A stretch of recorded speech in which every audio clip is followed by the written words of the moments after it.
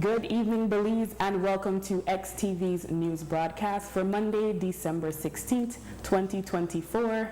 Making the headlines tonight, man, wife, and child killed reportedly by cousin in Monkey River. Tax service GST-free days were not a nightmare. And officer attacked by knife-wielding assailant. We take our first break and return with the news in detail.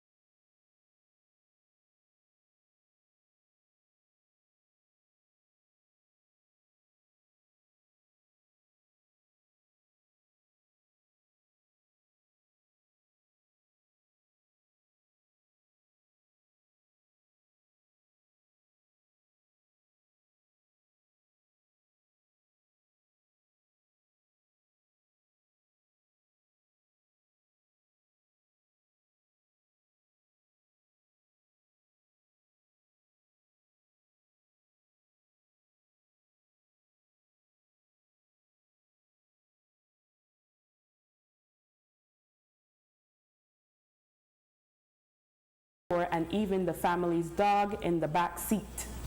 Eliana and the other son were able to escape and ran back to the village where she reported to her uncle what transpired. Reports are that Molina was later detained by police in Adori.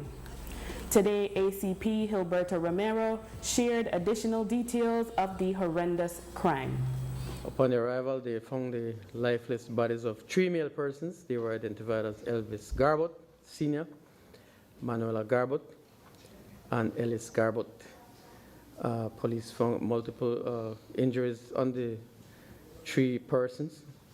An investigation was conducted. Thereafter, information was received that Elvis Garbot was driving his vehicle on the Monkey River Road. When he saw an obstruction on the road, he stopped to clear the road, at which point a person came out of the bushes, fired a shot that fatally injured him. The person then fired another shot towards his wife, fatally injuring her. And then he took out the child from the vehicle and caused fatal injuries to the child.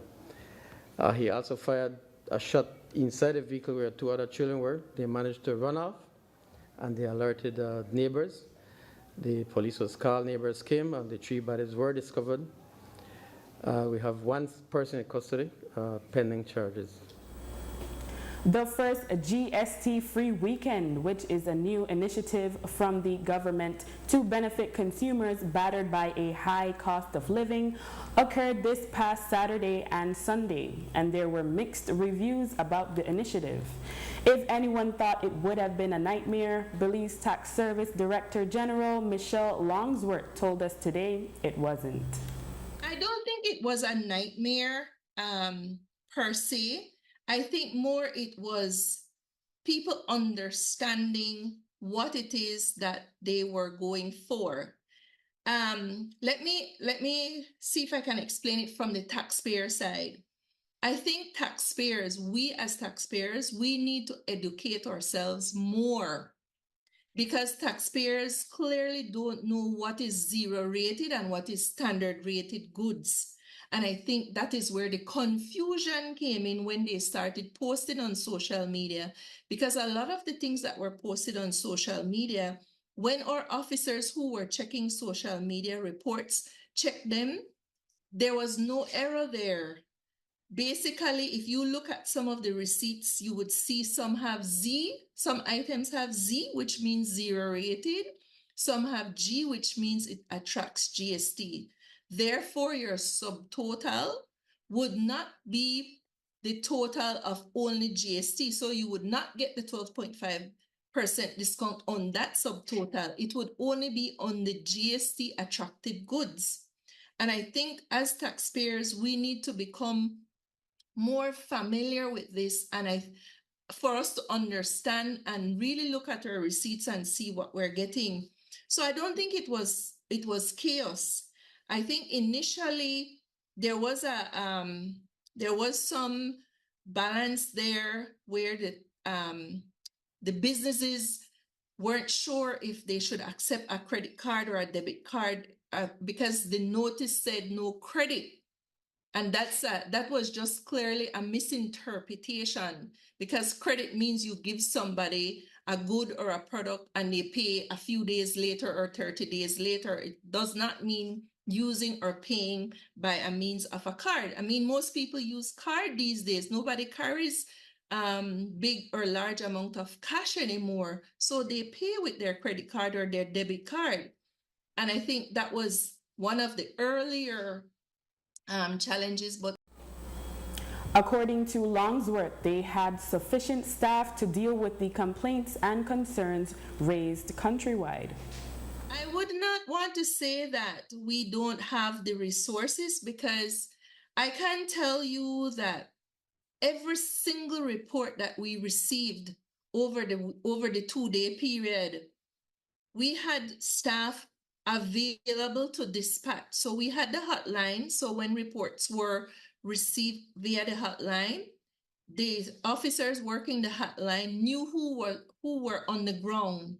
So they then sent those. So what I had my staff do this morning was they prepared a list of all the businesses that they visited what they went there for, who they spoke with, what was the challenges that they faced. So every single one that that there was a report made on, we visited.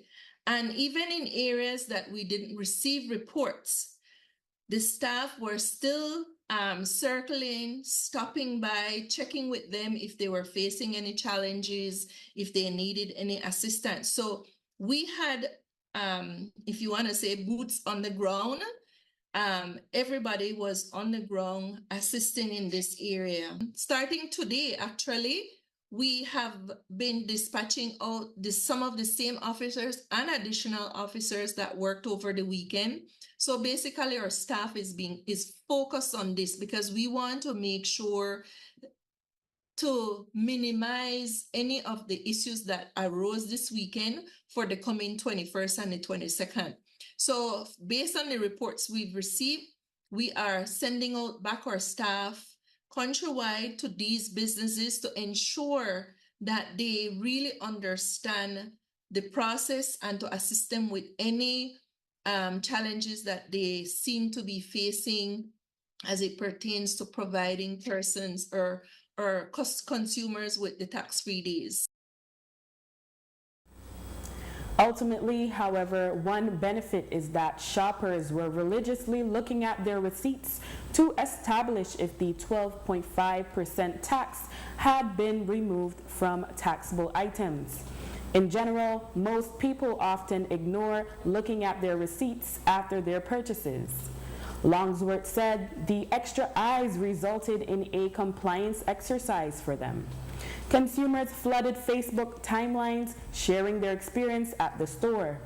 In many instances, they reported cases where stores, which due to their size are presumed to pay GST, were not granting consumers the benefit.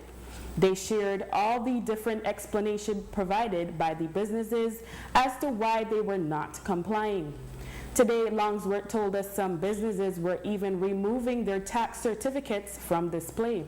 When persons went to the cashier, they said, well, that price is not inclusive of GST. That's breaking the law because the law states that your price on the shelf displayed should include GST. So those are the things that these businesses should fix before Saturday. And those are some of the things we'll address in our visits to them this week. They need to fix those prices on the shelf.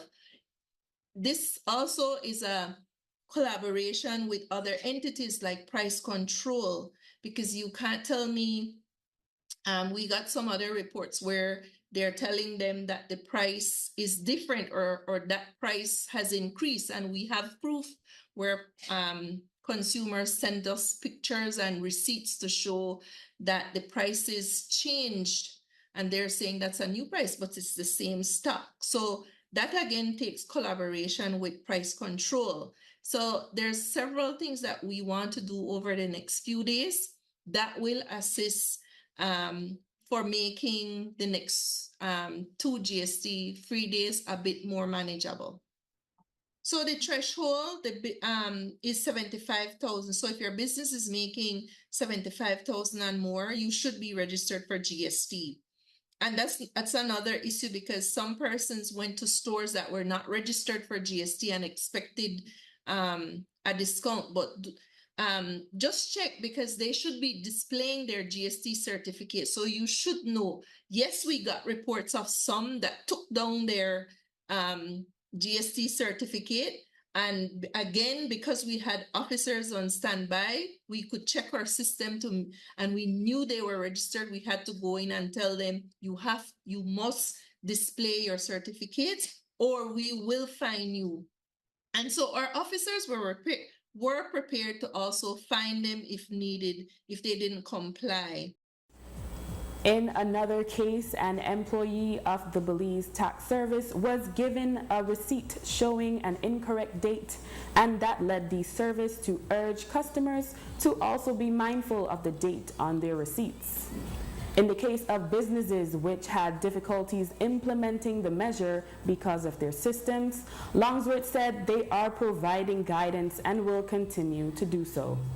Even this morning, I was hearing on different media places where businesses called in and said that it was not difficult.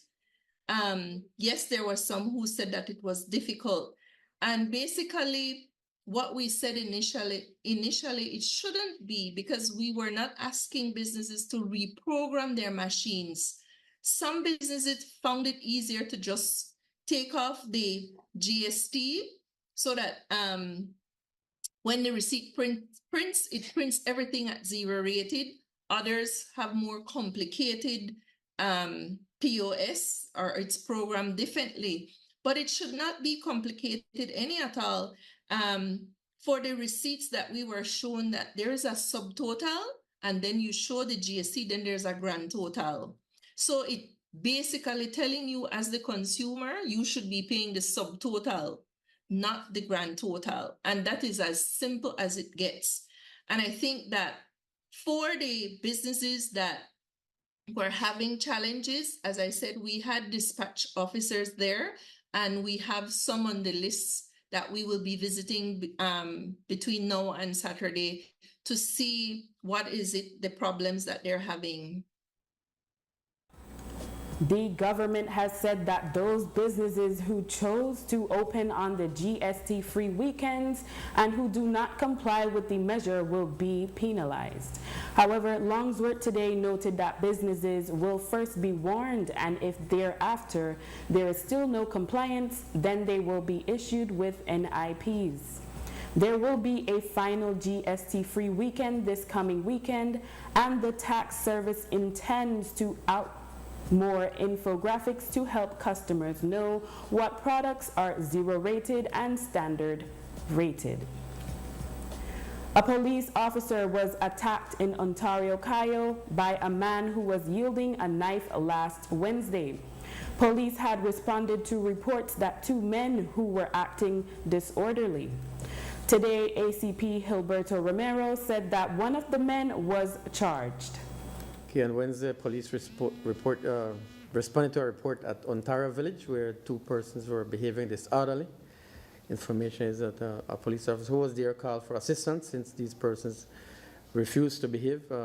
Other police officers came there, at which point one of the male persons pulled out a knife and attacked one of the officers. The officer then shot him on the foot, and they were both taken into custody and taken for medical treatment. Thereafter, one of the persons was charged for aggravated assault. He's Trevor Martin of Ontario and Marion Vernon.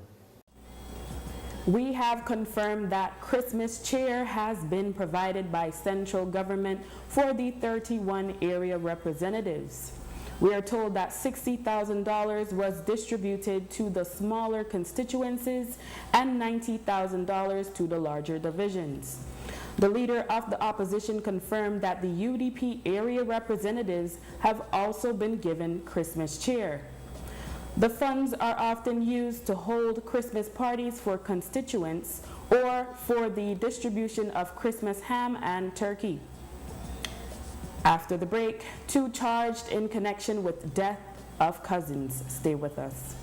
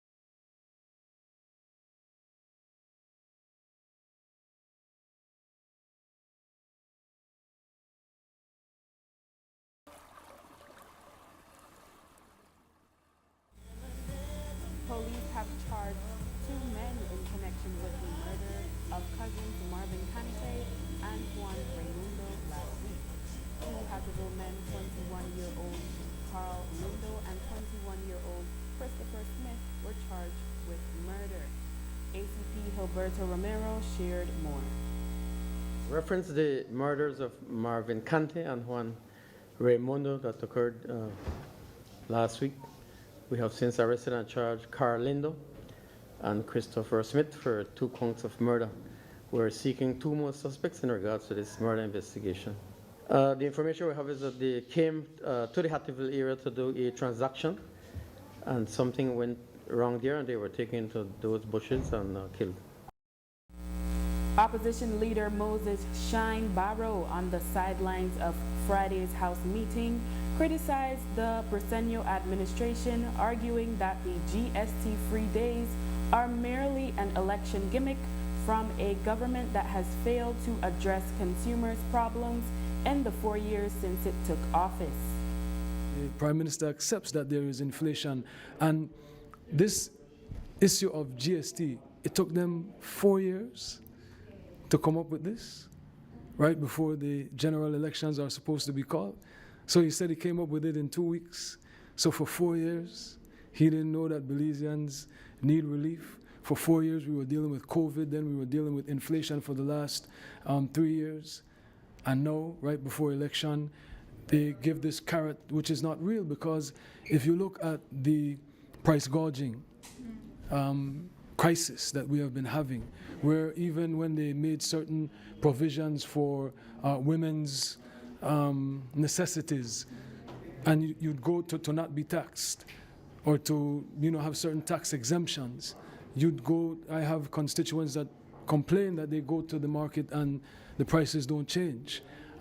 Sugar, which is a controlled price, they sell for more than the controlled price.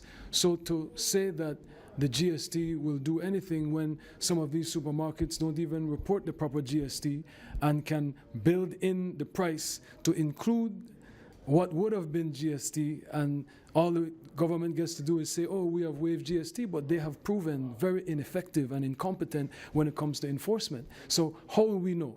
The Deputy Prime Minister said to the media a week or 2 ago that he was outraged at these shopkeepers and the way that they were behaving was criminal and unethical. He's the government. They're the government. And he's complaining about it, so that means they have not found the competence to do anything about it. And so the point I'm making is, so how can we trust that anything will change now for Christmas? It will be even worse. And who will tell us whether the prices were complied with or not? Because we have not had that type of accountability for the last few years. At Friday's House meeting, the leader of the opposition, Honorable Moses Shine Barrow, asked the Minister of Human Development to outline the process for those in need to apply for grocery bags assistance. Minister Dolores Valderramas Garcia did not outline the actual process and who all can get the assistance. Instead, she listed several economic and social protection programs that she says have benefited the Belizean people and reduced poverty. My point here is that our grocery bag program is only one part of a larger strategy to meet the day-to-day needs of our people. The grocery bag program makes sense when we understand that it falls within the broader context of all the other achievements our country can celebrate over the past 4 years of Plan Belize.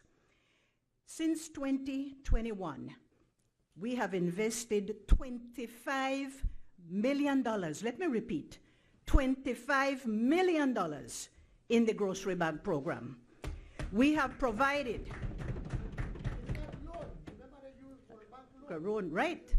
We have provided over 300,000 grocery bags to Belizeans across the country, concentrating, Madam Speaker, on our elderly, our persons with disabilities, our single mothers, and our other vulnerable people. We have concentrated on that, Madam Speaker.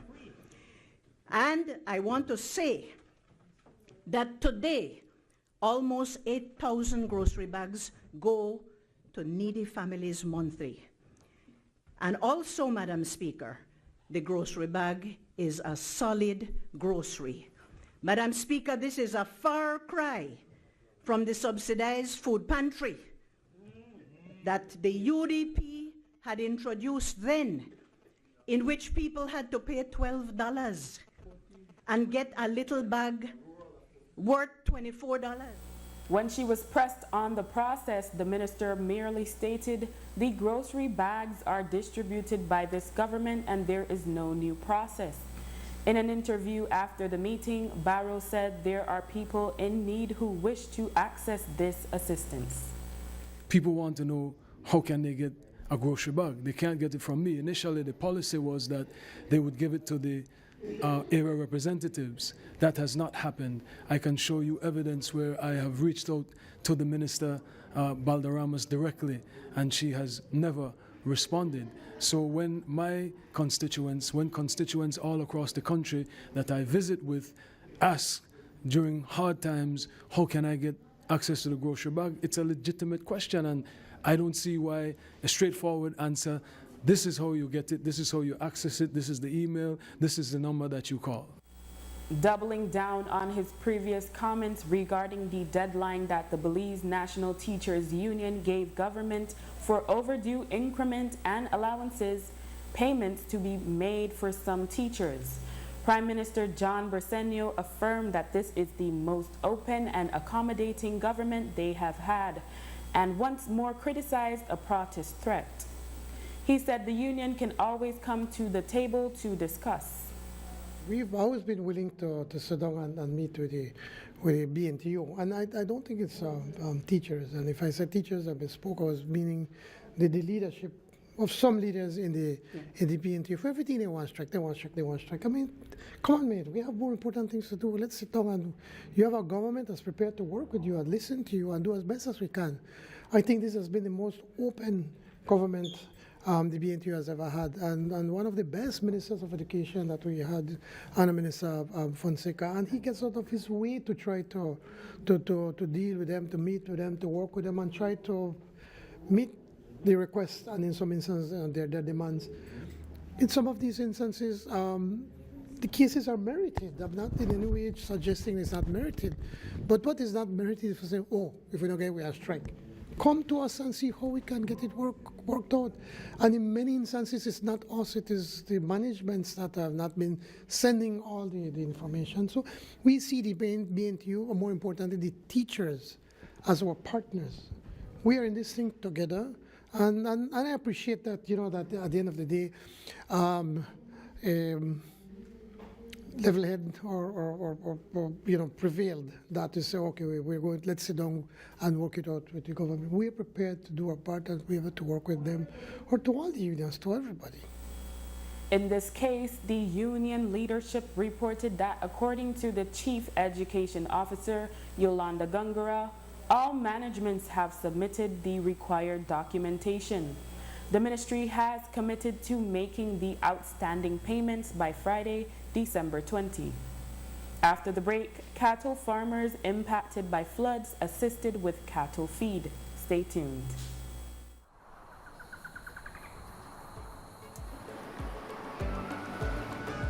In the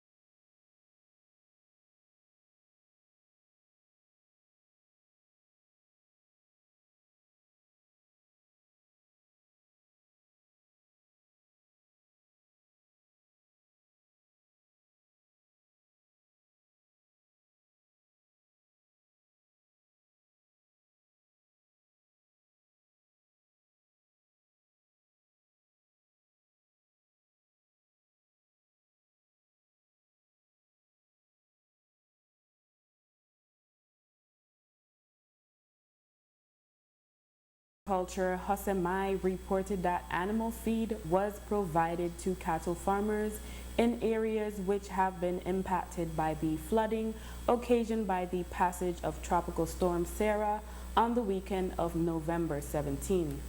According to the minister, the effort was organized by the ministry, the Belize Livestock Producers Association, and other organizations to assist farmers who lost their provision of feed. A complete assessment of flood damages in the agriculture sector has not yet been concluded, as areas within the Belize River Valley are still underwater. On Friday, the government of Belize introduced legislation to replace the law that outlines how our laws are revised and amended. The purpose is to modernize the system of editing, revising, and consolidating existing legislation and ensure that citizens are aware when changes are made and are able to access the updated laws of Belize. It is also introducing a law reform commission that will oversee the systematic review of our laws on a periodic basis. The bill was introduced by Minister Henry Charles Usher, responsible for political and constitutional reform. Consolidating and updating the body of laws that are passed by this National Assembly is a necessary and important function of government.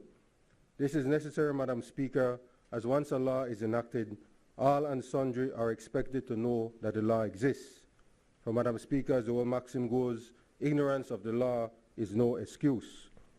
So, Madam Speaker, when a new law is passed which makes a particular act a crime or imposes certain obligations on a person, every citizen is bound by the law and cannot, if he or she is found wanting, say that I was unaware of that law. It may become complicated and more difficult for citizens when the National Assembly, as has been the case in recent times, Madam Speaker, enacts a wide range of laws quite frequently. Just for the record, Madam Speaker, between 2008 to 2012, 97 pieces of legislation were enacted. During the period 2012 to 2015, 72 pieces of legislation were enacted. Between 2015 to 2020, some 161 pieces of legislation were enacted. Madam Speaker, during your tenure as Speaker, you have presided over an even greater number of laws have been passed. During this current legislative period, some 179 pieces of legislation and counting have been enacted by this government. Belize's laws have only been revised twice. Minister Usher affirmed that this has been insufficient. He also went into more detail on the role the commission would play. Experience has shown that the consolidating and updating of our current body of laws needs a further mechanism. That is, in addition to consolidating the laws, our laws must meet with emerging societal issues and new legal challenges or shifts in policy direction. This is achieved through a law reform process. And Madam Speaker, a law reform commission is an essential tool for facilitating this dynamic evolution of a country's legal framework. In the context of Belize, the creation of a law reform commission would provide several advantages. It would enable Belize to regularly review and reform laws in response to changes in society, the economy, technology, and international obligations. This proactive approach would ensure that Belize's legal system remains relevant, efficient, and responsive to the needs of the country's citizens. This commission, Madam Speaker, would ideally include a chairperson with expertise in the law, commissioners with diverse legal backgrounds, for example, constitutional law, criminal law, human rights law, commercial law, etc., and a research staff with specialized knowledge in various legal fields. With a dedicated commission, the process of law reform can be more comprehensive and streamlined, ensuring that necessary reforms are not overlooked. The Law Reform Commission would also ensure that legal changes are implemented in a consistent and organized manner, avoiding piecemeal revisions that may cause confusion or overlap. A new law revision is set to begin in January 2025. In March 2023, 19-year-old delivery man DeAndre Alberto Yadiel Chi was killed by police during a chase in Orange Walk. The killing sparked much outrage in the community. The officers said they thought they were under fire even as their targets were speeding away on motorcycles. The DPP ordered a charge of murder instead of manslaughter, and the lawmen were remanded. Last week, they received the news that they will be able to go home to their families for the Christmas as bail was granted to them. That's because High Court Justice Derek Sylvester had indicated that if their trial did not begin by December 2024, they would be granted bail.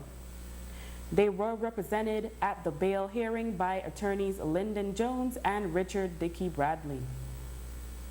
And accused murderer 24-year-old Robert Emmanuel Lamb, a resident of Belize City who is on remand for the July 2023 murder of 18-year-old Gabriel Tillett, has been freed of a charge of gang affiliation. He was informed of the withdrawal last Monday when he appeared unrepresented at the Belize City Magistrate Court. The announcement was made by Head of Prosecution Alifa Elrington. Lamb continues to await trial for the Tillett murder along with 29-year-old Samuel Trapp and 27-year-old Kevin Lanza, who were jointly charged with him for the crime which occurred at the Lord Ridge Cemetery. And with that, we have come to the end of our newscast. A repeat can be viewed on this station later tonight at 9 and again tomorrow at midday. Join us again tomorrow for another news broadcast. I am Drea Espinosa. Have a safe and enjoyable weekend.